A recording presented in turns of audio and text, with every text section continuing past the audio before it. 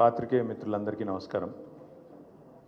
ఈరోజు నిజానికి నా ఆరోగ్యం పూర్తిగా కుదుట పడకపోయినా మరి మా పెద్దలు పార్టీ అధ్యక్షులు కేసీఆర్ గారి ఆదేశం మేరకు, ఎందుకంటే మేము వ్యక్తిగతంగా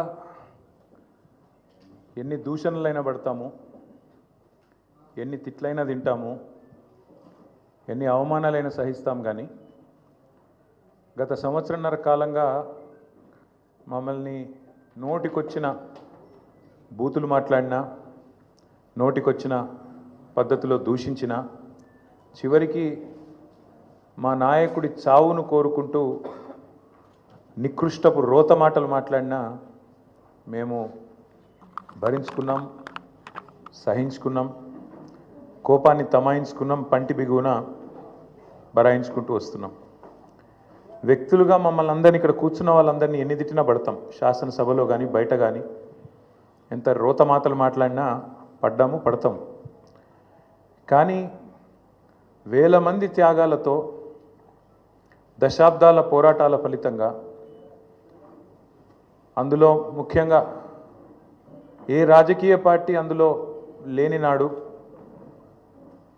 ఆనాడు టీఎన్జిఓలు ఆమోస్ గారి నేతృత్వంలో, ఇంకా అంతకంటే ముందు బుద్ధిజీవుల నేతృత్వంలో రాజకీయ నాయకులు కనీసం ఆనాడు మేలుకోకముందే మేలుకొని విద్యార్థులు, ఉద్యోగ సంఘాల నాయకులు పోరాటానికి శ్రీకారం చుట్టి అల్టిమేట్గా కేసీఆర్ గారి నాయకత్వంలో అమరుల త్యాగాల ఫలితంగా ప్రజల ఆశీర్వాదంతో సాధించిన తెలంగాణ రాష్ట్రాన్ని అవమానించే విధంగా, ఈ రాష్ట్ర భవిష్యత్తుకు ఒక శాపం పెట్టే విధంగా నిన్న ముఖ్యమంత్రి రేవంత్ రెడ్డి మాట్లాడిన దారుణమైన మాటలు ఏవైతున్నాయో అని చూసిన తర్వాత ఆరోగ్యం బాగాలేకపోయినా, ఇంకోటి బాగాలేకపోయినా, ఏదేమైనా సరే ఖచ్చితంగా నువ్వు పోవాల్సిందే, మాట్లాడాల్సిందే. పార్టీ తరఫున పార్టీగా మనం చెప్పాలి, మన వాదన పార్టీగా మనం చెప్పాలి తెలంగాణ ప్రజలకు కొన్ని వాస్తవాలు అని మా అధ్యక్షులు, తెలంగాణ తొలి ముఖ్యమంత్రి కేసీఆర్ గారి ఆదేశం మేరకు ఇవాళ మనందరం ఇక్కడ కూర్చుని ఉన్నాం. నిజంగా నిన్న రేవంత్ రెడ్డి గారు మాట్లాడిన మాటలు చూస్తే స్వతంత్ర భారతదేశ చరిత్రలోనే అత్యంత అసమర్థుడు, ఒక చేతగానివాడు, ఒక పనికిరాని దక్షత లేని పాలకుడు ఇంకొకరు లేరు ఈ దేశంలో అనేది మాత్రం తేలిపోయింది. అట్లాగే ఇంకోటి కూడా తేలిపోయింది. ఏవైతే వీళ్ళు ఒక 420 హామీలతో అభయ హస్తం అనే పేరు మీద ఇచ్చిన మేనిఫెస్టో, అందులో సబ్బండ వర్గాలకు కలిపి 420 హామీలు ఏవైతే ఇచ్చినరో, కాంగ్రెస్ మేనిఫెస్టో ఈ శతాబ్దపు అతిపెద్ద మోసం అనేది కూడా తేలిపోయింది. అట్లాగే కేసీఆర్ గారు చిలుకకు చెప్పినట్టు చెప్పిండ్రు తెలంగాణ సమాజానికి. ఢిల్లీ పార్టీలను నమ్మితే 60 ఏళ్ళు గోసపడ్డం, మళ్ళా మోసపోతే ఢిల్లీ పార్టీల చేతుల్లా మళ్ళా గోసపడతాం, మళ్ళీ ఆగమవుతాం అని చిలుకకు చెప్పినట్టు 100 సభలు మాట్లాడితే ప్రతి సభలో తెలంగాణ సమాజానికి ఒక అన్నగా, ఒక సోదరుడిగా, ఒక తండ్రిగా వారు చెప్పడం జరిగింది. ఆనాడు ఎన్నికల నాడు కేసీఆర్ గారు చెప్పిన ప్రతి మాట, ఢిల్లీ పార్టీలను నమ్మితే ఆగమైతే తెలంగాణ అని చెప్పిన మాట అక్షర సత్యం అని చెప్పి ఇవాళ రుజువు అయింది. ముఖ్యమంత్రి గారు మాట్లాడుతూ నన్ను ఎవరు నమ్ముతలేరు, అప్పు ఉడతలేదు, ఢిల్లీకి వెళ్తే దొంగను చూసినట్టు చూస్తుండ్రు, అపాయింట్మెంట్ కోసం పోతే చెప్పులు ఎత్తుకపోతాడేమో అని భయపడుతున్నారు. నాకు తెలిసి అయితే నాకు దగ్గర 48-49 ఏళ్ళు ఉన్నాయి.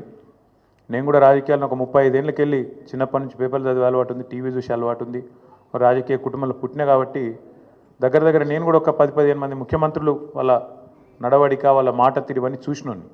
నాకు పక్కన చాలామంది విశేషమైన అనుభవం కలిగిన వాళ్ళు ఉన్నారు. కానీ బహుశా ఇంత దివాలా కోరు మాటలు మాత్రం బహుశా ఈ దేశ చరిత్రలనే ఏ రాజకీయ నాయకుడు కూడా మాట్లాడలేదు. ముఖ్యమంత్రి కాదు, ఏ రాజకీయ నాయకుడు కూడా మాట్లాడలేదు. ఒక్క మాటలో చెప్పాలంటే రేవంత్ రెడ్డి గారు నిన్న నాకు పరిపాలన చేత కాదు అని కాడి పడేసిండని చెప్పక తప్పదు. చాలా స్పష్టంగా కాడి వారేసి నాతో కాదు అని చేతులు ఎత్తేసిండు. ఇక అయిపోయింది, నాతో కాదని నిన్న స్పష్టంగా చెప్పిండు. కానీ వారితో పాటు ఈ రాష్ట్ర ప్రజలకు కొన్ని వాస్తవాలు చెప్పాలి కాబట్టి మా బాధ్యత కాబట్టి చెప్పాలనుకుంటా ఉన్నాం. ఎక్కడ పోయినా దొంగలాగా చూస్తున్నారో అంటున్నాడు ముఖ్యమంత్రి. మరి దొంగను దొంగలెక్క కాకపోతే ఎట్లా చూస్తారు? దొంగను దొంగలెక్కనే చూస్తారు. నోట్ల కట్టలతో దొరికిపోయిన దొంగను ఖచ్చితంగా దొంగనే అంటారు, దొంగనే చూస్తారు. ఒక విశ్వసనీయత లేని ఓటుకు నోటు దొంగను కాంగ్రెస్ అనే ఒక ఎర్రి పార్టీ గుడ్డిగా నమ్మి సీఎం చేసింది, కానీ ఖచ్చితంగా దేశంలో మిగతా వాళ్ళు మాత్రం నమ్ముతలేరు. మోసగాళ్లను దొంగలను దొంగలే అంటారు ముఖ్యమంత్రి గారు. ఖచ్చితంగా అది ఈరోజు కాదు, చివరి రోజు దాకా కూడా నీ పరిస్థితి అదే ఉంటుంది, యాద పెట్టుకొని చెప్తున్నా. తప్పు చేసింది దొంగ చేతికి తాళాలు ఇచ్చి కాంగ్రెస్ పార్టీ రాహుల్ గాంధీ గారు. ఈరోజు మే 6, 2025 నేను మీ అందరు గుర్తు చేస్తున్నా, సరిగ్గా 3 సంవత్సరాల కిందట ఇదే రోజు మే 6, 2022 నాడు రాహుల్ గాంధీ గారు వరంగల్కి వచ్చినారు. రైతు డిక్లరేషన్ అనే పేరిట ఆ రోజు రాహుల్ గాంధీ గారు చెప్పిన మాటలు 2 లక్షల రుణమాఫీ చేస్తామని, అట్లాగే రైతు భరోసా 15,000కు పెంచుతామని, అట్లాగే కౌలు రైతులకు రైతు బంధు ఇస్తామని, అట్లాగే రైతు కూలీలకు న్యాయం చేస్తామని వ్యవసాయ డిక్లరేషన్లో చెప్పి 3 సంవత్సరాలు దాటింది రాహుల్ గాంధీ గారు. అందుకే నేను అంటున్నా, తప్పు చేసింది రాహుల్ గాంధీ, తప్పు చేసింది ఏఐసిసి. దొంగ చేతికి తాళం ఇచ్చి ఇవాళ తెలంగాణ చేతికి చిప్పవచ్చే పరిస్థితి చేసింది ఖచ్చితంగా ఆల్ ఇండియా కాంగ్రెస్ కమిటీ, ముఖ్యంగా దానికి బాధ్యుడు లీడర్ ఆఫ్ ఆపోజిషన్గా ఉన్న రాహుల్ గాంధీ గారు అని చెప్పి నేను చెప్తా ఉన్నాను. అట్లాగే ఇవాళ ఎందుకు ఈ మాటలు, ఎందుకు ఈ ఫ్రస్ట్రేషన్ అని చెప్పి ఇప్పుడు కొంతమంది మిత్రులు వారితో కలిసి మేము వస్తున్నప్పుడు ఇక్కడికి కమలాకర్ గారు, నేను మాట్లాడుకుంటూ వచ్చినాం, వెంకటరమణారెడ్డి గారు, అట్లాగే మా ప్రశాంత్ రెడ్డి గారు మాట్లాడుకుంటూ వస్తుంటే వారందరూ అన్నది మాట ఒకటే, అధికారంలోకి వస్తామని వాళ్ళు అనుకోలేదు, అడ్డగోలుగా హామీలు ఇచ్చిండ్రు, నోటికొచ్చిన చెత్తవాగుడంతా వాగినరు, ఎవరేం చెప్తుంది రాసుకుంటూ వేయినరు, మేనిఫెస్టో అనుకుంటా. ఇవాళ ఏం చేయాలనో తెలుస్తలేదు, వచ్చినాక మొత్తం నాశనం చేసిండ్రు. అట్లాంటి పరిస్థితి వచ్చింది కాబట్టి ఇవాళ కేవలం తప్పించుకోవడానికి, కేవలం ప్రజలను ఇక మాతో కాదు తప్పించుకోవడానికి మార్గాలు వెతుకుతూ, దొంగతనం చేసినాక దొంగ పారిపోయేటప్పుడు ఎట్లయితే మార్గాలు వెతుకుతాడో ఆ పద్ధతుల్లో రేవంత్ రెడ్డి గారు ఇవాళ మాట్లాడుతున్నట్టుగా ఆయన ఫ్రస్ట్రేషన్ చూస్తుంటే కనబడతా ఉన్నది. ఎన్ని మాటలు చెప్పిండండి మన రాష్ట్ర ప్రభుత్వ ఉద్యోగులకి, ఎన్ని హామీలు ఇచ్చిండు. అసలు ఉద్యోగుల గురించి, ఉద్యోగుల త్యాగాల గురించి, ఉద్యోగులు తెలంగాణ కోసం చేసిన పని గురించి రేవంత్ రెడ్డికి కనీసం ఇసుమంతన తెలుసా? అసలు ఆనాడు కేసీఆర్ గారు నిరాహార దీక్షకు పోయిందే ఉద్యోగ గర్జన సభ నుంచి.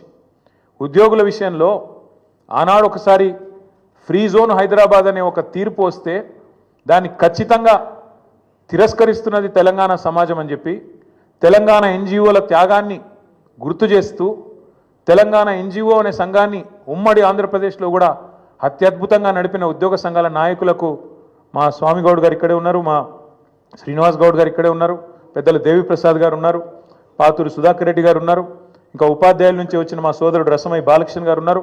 ఇట్లా ఎంతోమంది ఆనాడు ఉద్యమంలో కదం దొక్కితే వారి త్యాగ స్ఫూర్తితో అల్టిమేట్గా తెలంగాణ వచ్చింది. కాబట్టే కేసీఆర్ గారు దేశంలో ఎక్కడ లేనట్టు కేంద్ర ప్రభుత్వ ఉద్యోగుల కంటే ఎక్కువ ఉండాలి మన తెలంగాణ ఉద్యోగుల జీతాలని చెప్పి 73% ఫిట్మెంట్ ఇచ్చిండు. ఒక స్పెషల్ ఇంక్రిమెంట్ ఇచ్చిండు, తెలంగాణ ఇంక్రిమెంట్. ఎందుకు?